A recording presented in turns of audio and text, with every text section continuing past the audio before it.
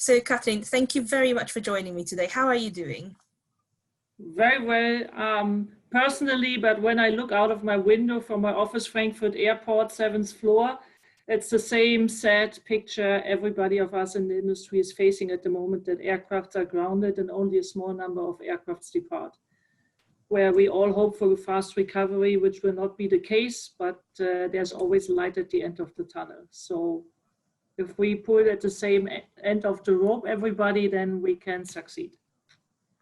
That's a really positive way to look at it. And I think a lot of people are seeing the light at the end of the tunnel as well. But speaking of which, how do you see the shape of the recovery?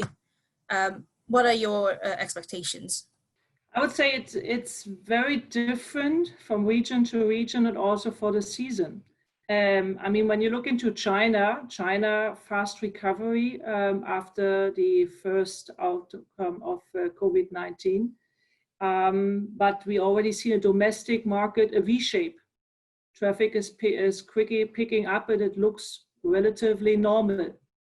But when we look for the international routes from China, where the market says, is it really the situation that China has no COVID-19 cases or small COVID-19 cases? The market there is also slowly picking up, like in the other regions where we have more like an L shape.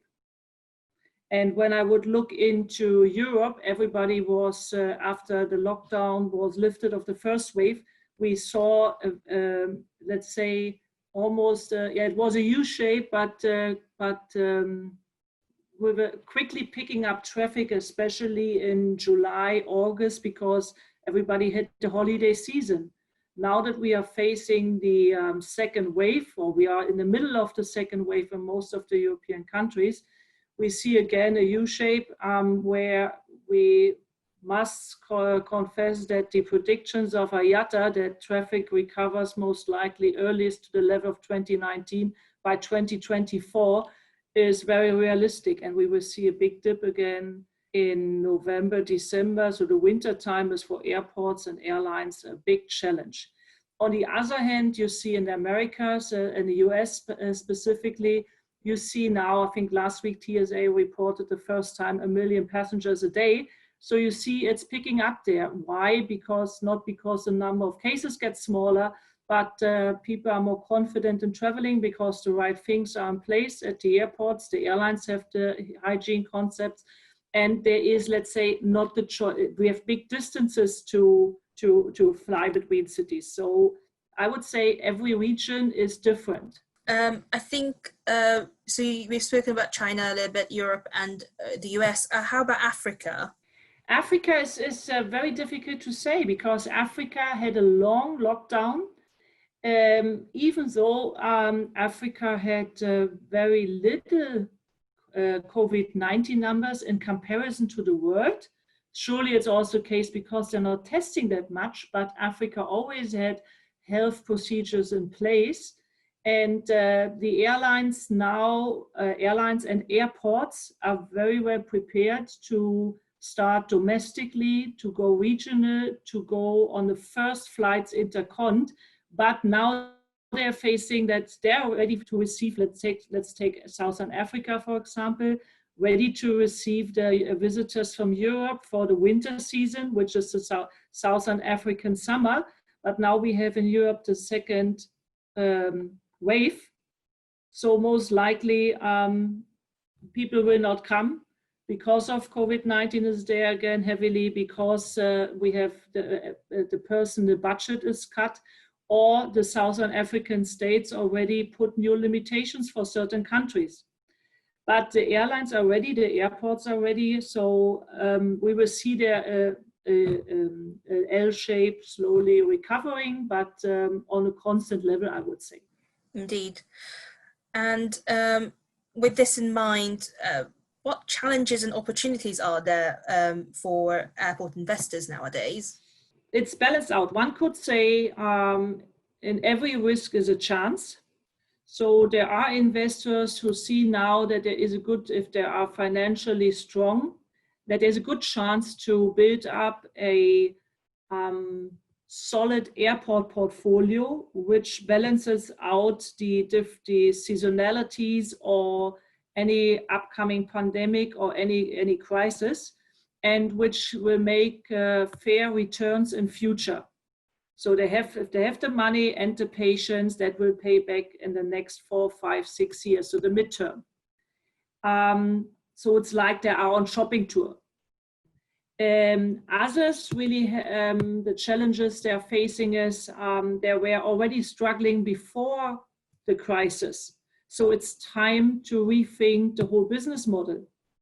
It's time to think, will I have a sustainable business? Because we have private-owned airports and we have state-owned airports. So as a state, you cannot subsidize every airport in your country, and you cannot subsidize every airline. So a state has to clearly think, whom am I subsidizing at all? What is the strategic importance of that airport? No matter whether it is private or a state-owned airport. Does the airport serve the public service obligation? Then it's supporting the airport owner or the airport operator. If the airport sees no support at all, it could think of other business opportunities. It could also think of maybe going into a closer cooperation with an airline, having the willingness to invest into an airline and get in return a guarantee for a certain traffic volume. Some airports, take for example Dortmund Airport, they invested heavily into the, let's say, requirements Wizz Air has. Wizz Air is always coming in full load and is guaranteeing them a certain income. It's not big, but there is a constant income and it's paying back.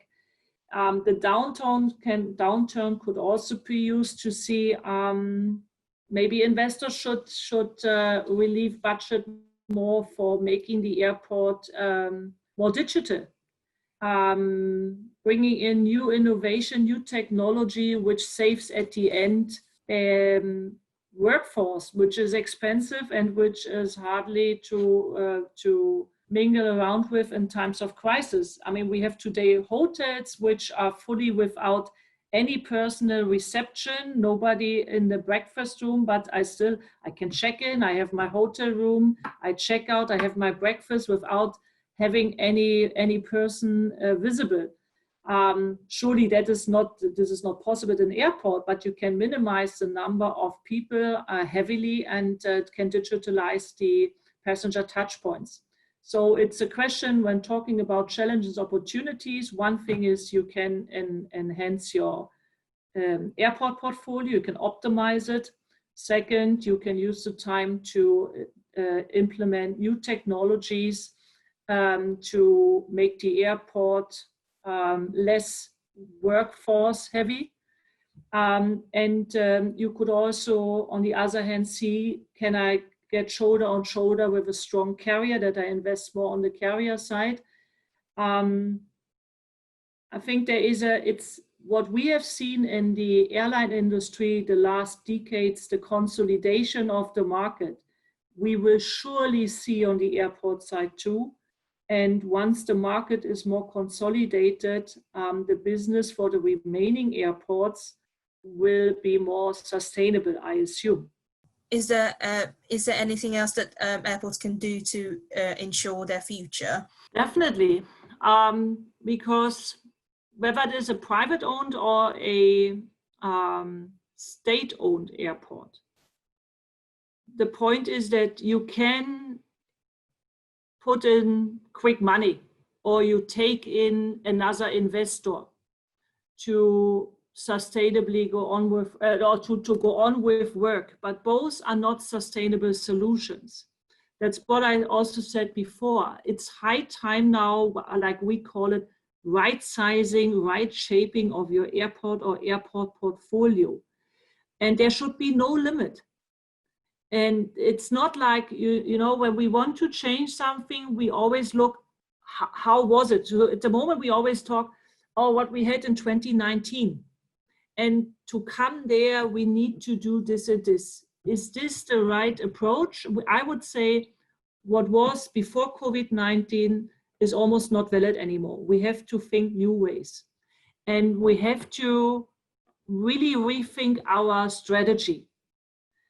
How to position the airport. Is my airport, is there a real market?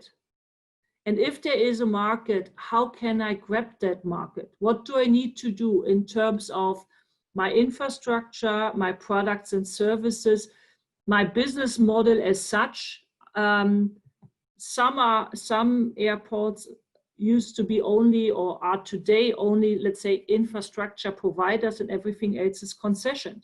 And we have seen in times of crisis, and we see now that you are so dependent in case of having or granting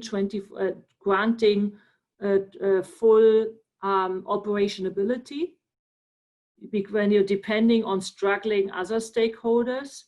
If you concession everything, you only have the concession fee, but if your concessionaire struggles, you have also a problem there.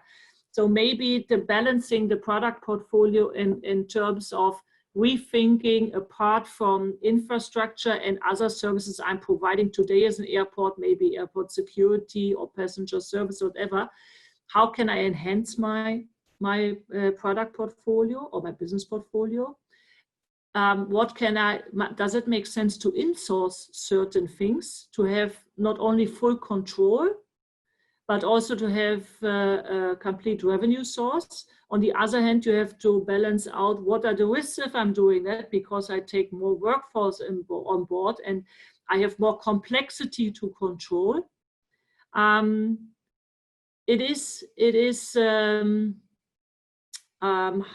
would I say? It is a mix. There is no one fits all solution. It's a mix of really seriously asking, will I have sustainable business? If yes, what actions to be taken? If I don't see the market, and if I don't see the airlines come back to me, the question is, if I cannot adopt, should I sell? Or should I rethink let's say, should I close it and see what can I make out of the airport plot? And I give you an example. We all hear the news about the London airports. Government most likely will subsidize, as they say, Heathrow. When Heathrow is subsidized, what about Gatwick? What about London City Airport? I mean, when you look to London City Airport, it's on such a luxurious plot in London that it would not harm today's investors to turn it into real estate, for example. Maybe it is 100% for sure, from my point of view, we will not need and we will not have in future this number of airports. So for an investor, it is important to see which airport will have a future under certain aspects, and that we will share with our audience in our workshop at the GUT conference, where we would like to show the example of regional airports, what their challenges are, and how the situation can improve, or how a tough decision must be taken in this or that case. Well, I will make sure to pencil that into my calendar, because this sounds very, very interesting. And I'm sure we'll hear more about right sizing as well, and more thoughts from you. Catrin, thank you so much for joining me today. It was a great pleasure. I hope I could give a little insight, and I'm looking forward to share with the audience our know-how and expertise from the projects around the globe.